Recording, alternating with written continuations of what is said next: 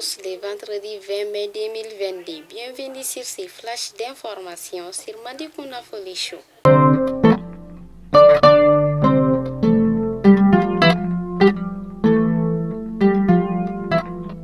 Les habitants de Bamako, de plus en plus préoccupés par la pénurie de carburant constatée dans le pays. Selon eux, elle n'est pas sans conséquence dans la fourniture d'électricité et d'eau. La fermeture des frontières entre le Mali et la Côte d'Ivoire suite aux sanctions de la CEDEAO n'a pas mis fin au déplacement des personnes. Elle a toutefois rendu difficile le voyage entre les deux pays. Le musée national du Mali n'attire pas de visiteurs ces temps-ci, selon ses responsables. À l'occasion de la célébration de la journée internationale du musée, ils ont aussi déclaré que la structure est impactée par la crise sécuritaire et la pandémie du Covid-19.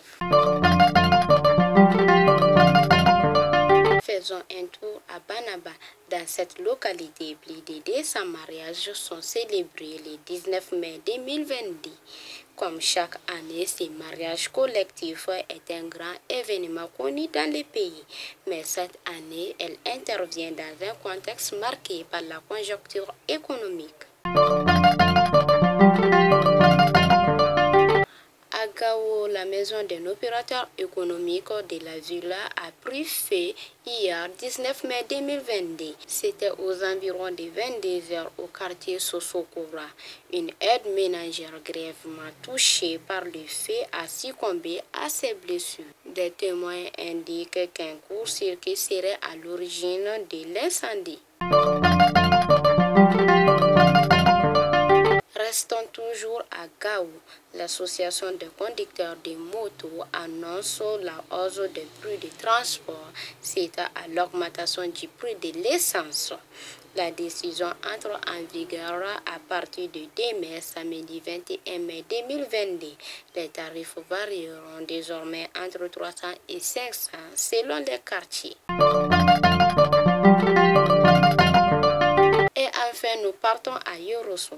Cette population est en manque d'électricité depuis le 17 mai 2022.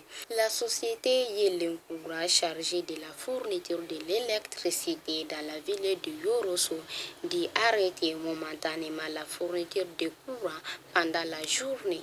La raison avancée est la cherté de gasoil. L'électricité n'est désormais disponible que de 18h à 1h du matin dans la ville.